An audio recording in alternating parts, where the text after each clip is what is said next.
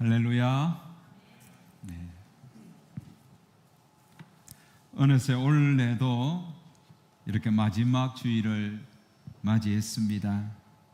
오늘 또 예배를 드리는 이 귀한 자리에 여러분 함께 하셔서 참으로 감사를 드립니다. 오늘도 예배 드림을 통하여 하나님께서 은혜 주실 줄 믿습니다. 오늘 본문의 이야기는 다윗과 골리앗에 대한 이야기입니다. 이 이야기는 유명해서 이야기의 내용들을 우리는 너무나 잘 압니다. 하지만 2020년 코로나 팬데믹 이 상황 가운데서 다윗과 골리앗 이야기는 다시 한 번 더 저와 여러분에게 큰 은혜를 주시고 또 용기와 새 힘을 주리라 저는 믿습니다. 사울이 왕으로 통치할 때에 서쪽 지중해 해변 따라 자리한 해양 민족이었던 블레셋이 호시탐탐 이스라엘을 노리고 있다가 기회가 되어서 이스라엘을 쳐들어왔습니다. 저들은 마치 승리를 취한 양, 승리를 따놓은 양 의기양양하게 그렇게 큰 소리를 치면서 이스라엘을 조롱하고 있지만 정작 저들과 맞서는 이스라엘은 아무런 힘을 발휘하지 못한 채 두려워 떨고 있습니다. 그럴 수밖에 없는 이유 중에 하나가 지금 블레셋에는 골리앗이라는 위대한 장수가 군대를 이끌고 있습니다. 여러분, 골리앗이 어떤 사람인지 사무엘상 17장에 자세하게 소개해 주고 있습니다. 우선 그의 키가 6규빗, 6규빗 한 뼘입니다. 6규빗이라 그렇게 이야기합니다. 보통 한 규빗은 팔꿈치에서 손끝을 이야기합니다. 45cm 정도 됩니다. 그러니 6규빗이면 2m 70cm입니다. 그리고 한 뼘이라고 했는데 한 뼘의 길이가 제가 이렇게 재어보니까 20cm가 되었습니다. 지금 골리앗의 키는 2m 90cm입니다. 어마어마하지요. 그리고 그가 입었던 갑옷의 무게가 여러분 얼마냐면 놋 5,000세겔입니다. 57kg입니다. 그리고 그가 가지고 있는 창 끝에 무게가 600세겔입니다. 7kg입니다. 그리고도 방패 던자를 앞세웠습니다. 여러분, 어마어마한 정말 어마무시한 덩치를 가진 골리앗입니다. 여러분, 골리앗이 블레셋의 군대의 장수가 되기까지 그는 참으로 많은 전쟁을 치루었습니다. 한 번도 패배한 적이 없는 전쟁의 신과 같은 존재입니다. 그가 그 자리에 오기까지 여러분 얼마나 많이 전술을 연마했겠습니까? 전쟁에 이기는 방법을 연구했겠습니까? 그는 블레셋이 이스라엘을 쳐들어오기 전에 여러분 이미 이스라엘을 연구했습니다. 그리고 어떻게 하면 이스라엘을 이길 수 있을지 나름대로 승리 공식까지도 연구하고 이스라엘을 쳐들어온 것입니다. 자, 여기에 비하면 이스라엘 군대는 어떤 자들입니까? 전쟁이 일어났으니 징집되어 온 자들입니다. 다 일상이 일을 하다가 블레셋이 쳐들어왔다가 전부 전장으로 나오라 그렇게 해서 나온 자들입니다. 그래서 다윗의 형들도 그렇게 끌려갔습니다. 여러분, 준비하여 온 블레셋 군대에 비하여 이스라엘은 너무나 준비성이 없는 상태에서 엘라 골짜기에 서로 마주보고 서로 지금 전쟁 치르기 일보 직전입니다.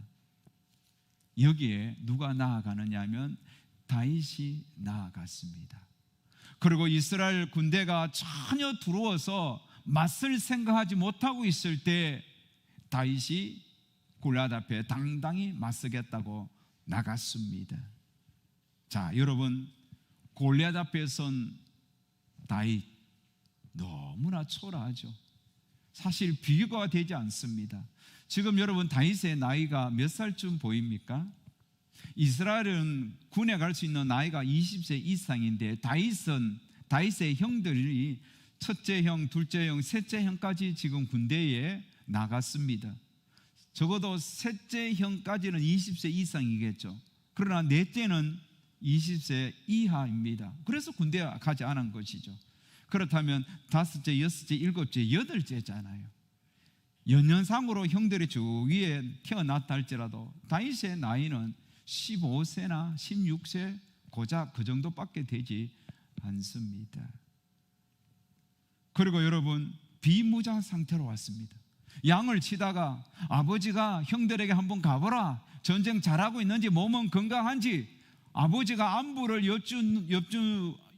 한번 알아보기 위하여, 형들의 상태를 알아보게 하여, 그리고 형들에게 줄 간식거리를 들고 비무장 상태로 다윗은 왔습니다. 그 상태로 지금 골리앗 앞에 서 있는 것입니다. 하지만 여러분, 골리앗과 다윗의 싸움에서 누가 이깁니까? 다윗이 이기지요. 뭐 게임 해볼 텀도 없이 정광석과 같이 여러분 물맷돌 하나 던졌는데 그거 맞고 죽었습니다. 가끔씩 여러분 종합 격투기 UFC 뭐 이런 거 보지 않습니까? 그냥 순식간에 경기 시작하자마자 펀치 하나에 아니면 발차기 하나에 거꾸로 떨어지는 그런 모습을 우리 남자들은 종종 보았을 것입니다. 지금 말도 되지 않는 객관적인 전력에서 전혀 싸움이 되지 않는 그 전쟁에서 골리앗은 넘어지고 다윗은 승리했습니다. 자, 여러분, 승리는 다윗이 했는데 승리했다는 그 결과를 제가 이야기하고 싶은 것이 아니라 승리하기까지 다윗이 골리앗을 무너뜨릴 수 있었던 그 비결이 뭘까요? 비법이 뭐냐 이거예요. 저는 오늘 말씀을 보면서 몇 가지로 추론해서 몇 가지 그 원인을 찾았습니다.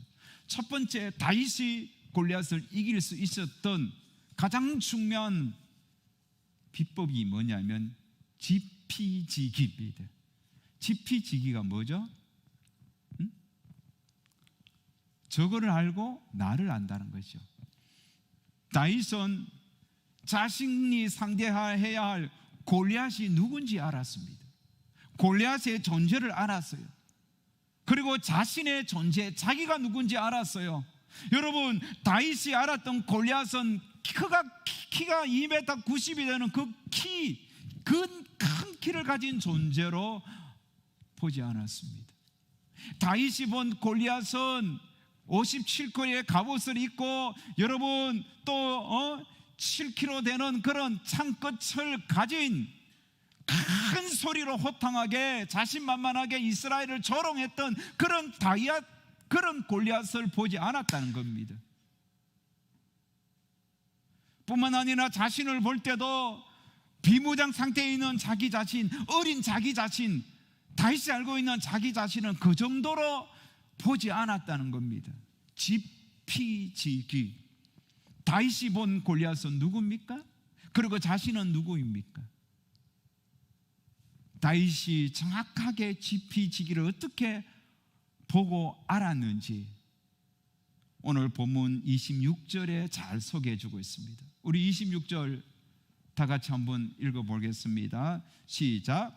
다윗이 곁에 서 있는 사람들에게 말하여 이르되 이 블레셋 사람을 죽여 이스라엘의 치욕을 제거하는 사람에게는 어떠한 대우를 하겠느냐? 이 할례 없는 블레셋 사람이 누구이기에 살아계시는 하나님의 군대를 모욕하느냐?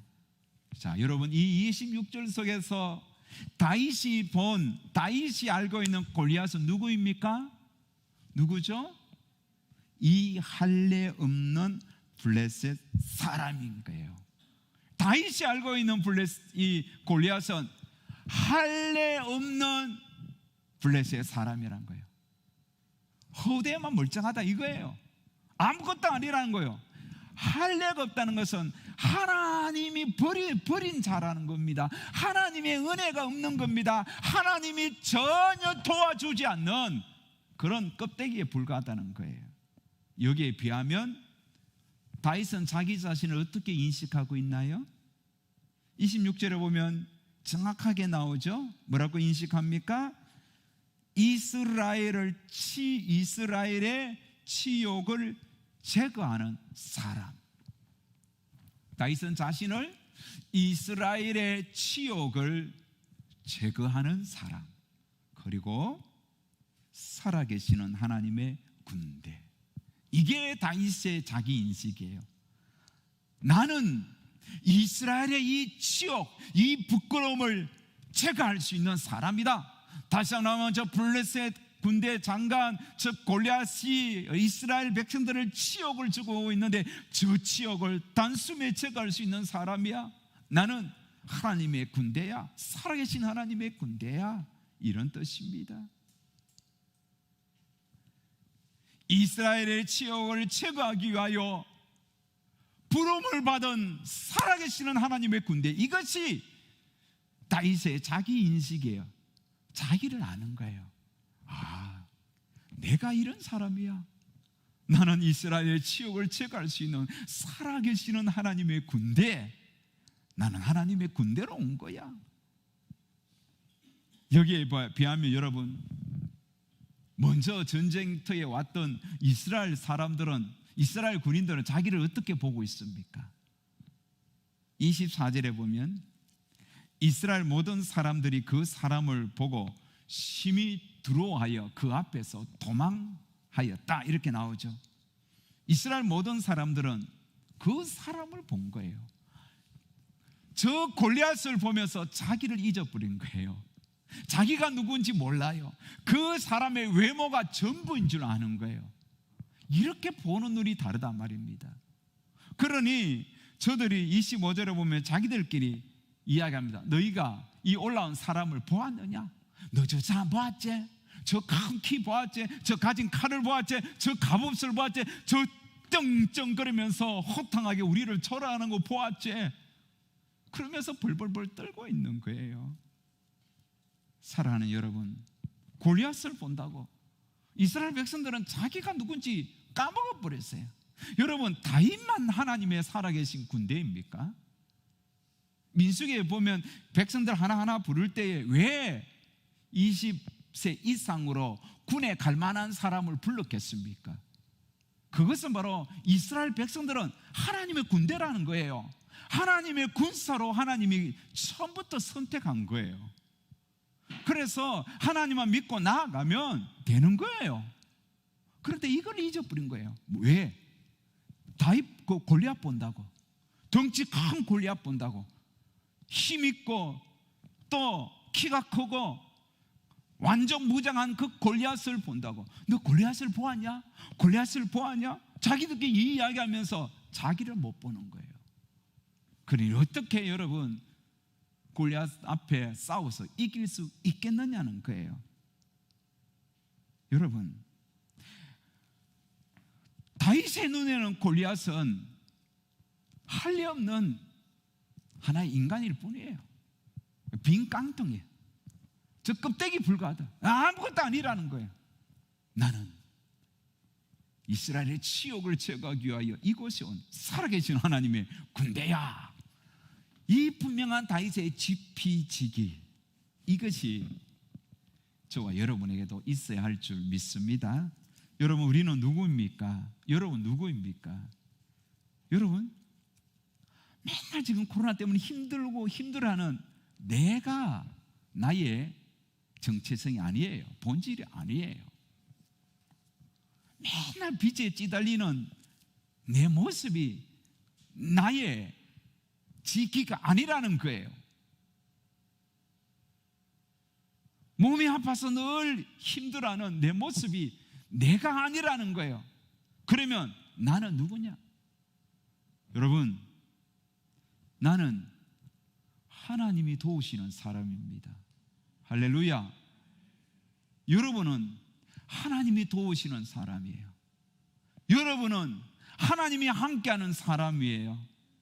하나님의 은혜가 여러분 삶 속에 머물고 있다는 거예요. 우리가 누굽니까? 하나님이신 그분이 낮고 천한 이 땅에 우리를 위하여 오셨습니다. 우리를 구원하기 위하여, 우리를 하나님의 백성으로 삼아주시기 위하여 십자가에 못 박혀 돌아가셨습니다. 그래서 베드로는 여러분, 하나님의 백성들을 향하여 이렇게 명확하게 이야기했습니다. 너희는 택하신 족속이요, 왕같은 제사장들이요, 거룩한 나라요, 그의 소유된 백성이니. 여러분, 너희는 택하신 족속이라고. 하나님의 선택이 우리에게 임했습니다. 거룩한 나라라 그랬습니다. 우리는 하나님 나라에 구별된 백성이에요. 하나님의 소유입니다. 하나님이 가장 귀하게 여기는 소유물입니다. 이게 우리의 모습이에요. 지기, 우리를 이렇게 알아야 되는 거예요. 사랑하는 여러분, 우리가 누군지 까먹지 마세요. 내가 누군지 알아도 힘을 얻을 수 있습니다. 내가 누군지 알면 당당할 수 있습니다. 내가 누군지 알아야죠. 여러분, 지피지기에 참 좋은 예가 또 민수기에 보면 나옵니다. 민수기 14장에 보면, 13장에 보면 모세가 이스라엘 백성들이 정복해야 할 가나안 땅을 앞두고 정탐꾼 12명을 보내잖아요. 12명이 40일 동안 가나안 땅을 다 탐지하고 오는데 두 부류로 딱 나누었습니다. 지피지기를 정확하게 모세가 원하는 방향, 정말 하나님이 기뻐하시는 지피지기를 안 자들은 두 명밖에 없잖아요. 누굽니까? 여호수아와 갈렙입니다. 여호수아와 갈렙이 본 지피지기가 여러분 어떠했습니까? 민수기 14장 9절에 보면, 다만 여호와를 거역하지 말라, 또 그 땅 백성을 두려워하지 말라, 그들은 우리의 먹이라. 그들의 보호자는 그들에게서 떠났고 여호와는 우리와 함께 하셨느니라. 그들을 두려워하지 말라. 여기에 보면 여호수아와 갈렙이 알고 있는 지피지기는 너무나 명확합니다. 그 가나안 땅 백성들을 향하여 정복해야 할 가나안 땅은 누굽니까? 우리의 먹이다, 우리의 밥이다. 우리의 밥, 저들은 우리의 밥일 뿐이다. 그러니 두려워하지 말라는 거예요. 무서워하지 말라는 거예요. 그들의 보호자는 떠났다는 거예요. 우리가 정복해야 할 저들, 가나안 백성들은 우리의 먹이고, 그리고 저들에게는 하나님이 없어. 하나님 없다는 거예요. 그러니 두려워하지 마라. 그러면서 자신들은 하나님이 우리를 위하시면 저들은 우리의 밥이라고 하잖아요. 하나님이 우리를, 여호와는 우리와 함께 하신다. 이게 두 정탐꾼의 자기 인식이에요. 하나님, 우리는 하나님이 함께하는 사람, 저들은 하나님이 떠났기 때문에 밥이야. 밥 먹으러 가자. 야, 밥 먹으러 가자. 뭐 먹을까?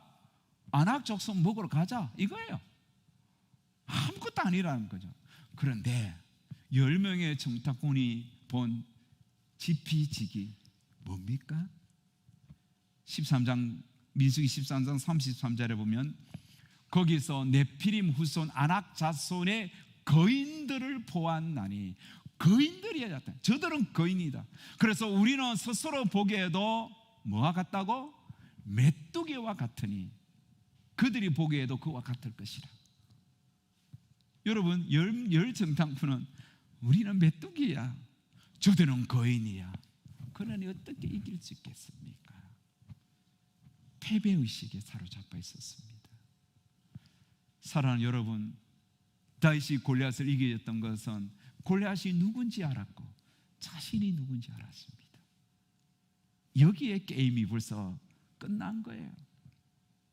골리앗은 하나님이 없는, 할례받지 못한 백성. 나는 이스라엘의 치욕을 제거하기 위하여 살아계신 하나님의 부름을 받은 군대야. 아무것도 아닌 거죠. 이게 여러분 다윗이 골리앗을 이길 수 있는 가장 강력한 무기였어요. 물맷돌이 무기가 아니라 이게 무기. 직비직 이게 무기였다는 거예요. 두 번째 무기는, 두 번째 비결은 다윗은 자기와 함께 하시는 하나님이 위대하신 분임을 알았습니다. 한번 따라합시다. 하나님은 위대하시다. 믿습니까? 하나님은 위대하시다. 여러분, 이것을 다윗은 일찍부터 경험했어요. 아버지의 양떼를 칠 때에 사자가 오고 곰이 오고. 여러분, 지금이 15세 정도 되었는데 그때는 더 어렸을 거 아닙니까? 그런데 그 어린 나이에 다윗은 하나님의 위대하심을 맛보았어요. 하나님 도와주십시오. 그러면서 사자와 곰과 맞서 싸웠는데 하나님의 위대하심이 승리하도록 도와주신 거예요. 다윗이 곰을 찢고 사자를 찢고 양을 아비의 양떼를 구했을 때, 이야, 나 힘 좋아, 내가 이렇게 힘 있고 능 있다고 자기를 드러내지 않았습니다. 다윗은 어릴 때부터 비파를 켜면서 하나님을 찬양했던 사람 아닙니까? 나의 힘이 되신 여호와여, 내가 주님을 사랑합니다. 그런 어릴 적부터 나의 힘이 되신 여호와여, 하나님은 나의 힘이시다, 하나님은 위대하시다, 이런 걸 경험하는 거예요. 하나님의 위대하심을 이미 익숙해져 있는 거야. 하나님은 위대하셔. 나와 함께 하시는 하나님은 위대하셔. 나를 이 전장에 보내셔서 저 골리앗의 우리를 향하여 조롱하는 소리를 듣게 하신 하나님, 나와 함께 하시는 하나님은 위대하셔. 너 골리앗은 할 리 없는 인간일 뿐이야. 내 배후에는 나의 하나님이 나와 함께 하셔. 하나님은 살아계셔. 하나님은 위대하셔. 그러면서 위대하신 하나님을 딱 등에 업고 골리앗 앞에 당당하게 마셨던 겁니다. 로마서에는 이런 위대하신 하나님을 경험한 사도 바울이 로마 교인들에게 편지하면서 위대하신 하나님에 대하여 이렇게 표현하죠. 만일 하나님이 우리를 위하시면 누가 우리를 대적하리요? 뿐만 아니라 여러분, 누가 능히 하나님이 택하신 자들을 고발하리요?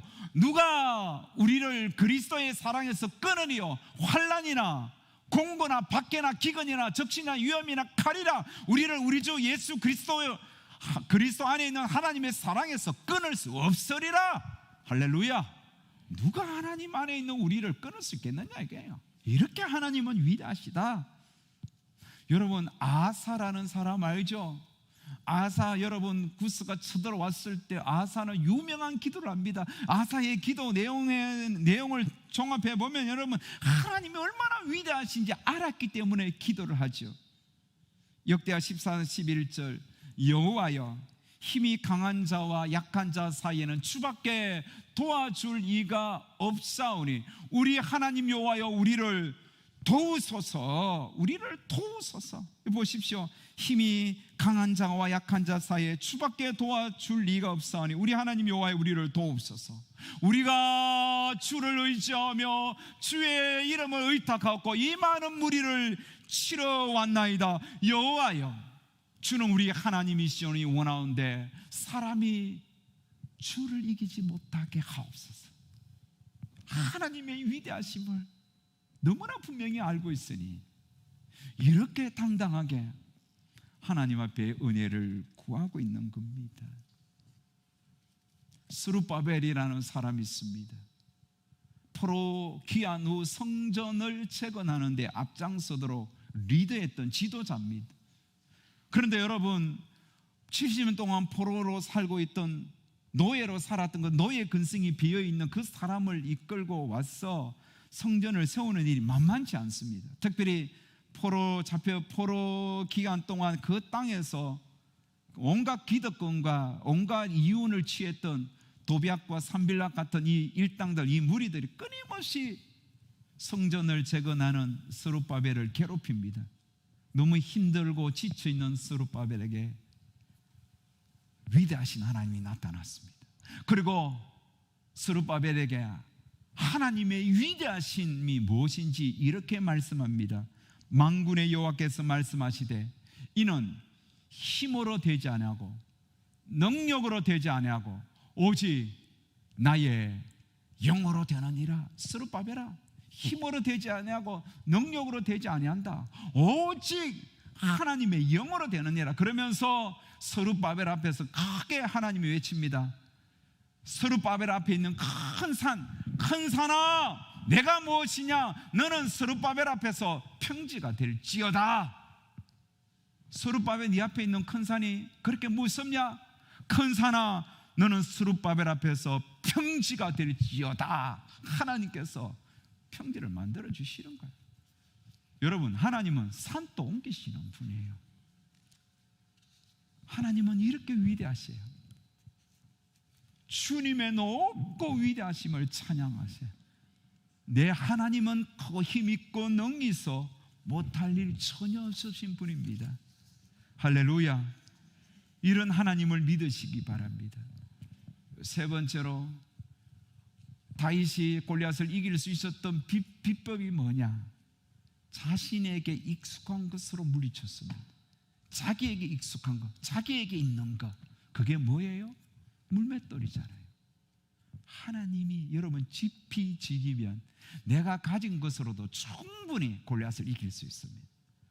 내가 가진 것, 나는 없어요, 나는 부족해요, 나는 아무것도 할 수 없어요. 이것은 여러분 지피지기가 안 된 사람이 하는 말이에요. 저걸 알고 나를 알면 내가 가진 것, 참으로 보잘것없고 작다 할지라도 하나님이 도와주시면 그게 골리앗을 물리치는 도구로 쓰임을 받는 것입니다. 여러분, 골리앗이 생각이나 했겠습니까? 적이 갖고 있는 무기가 뭔가 연구했을 때 물맷돌을 무기라고 생각했겠습니까? 그러나 다윗은 지피지기가 되니까, 내 뒤에 계시는 하나님이 위대하심을 아니까 물맷돌이 그에게 비밀 병기가 되었던 거예요. 사랑하는 여러분, 골리앗은 누구에게나 있습니다. 저에게도 있고 여러분에게도 있습니다. 어쩌면 올해는 이 코로나가 우리에게 골리앗처럼 정말 넘기 힘든 큰 산처럼 우리 앞에 다가와 있기도 하지요. 그래서 골리앗을 생각하면 괜히 주눅 들고 자신감이 없어지고 좌절감이 오고 낭망하기도 합니다.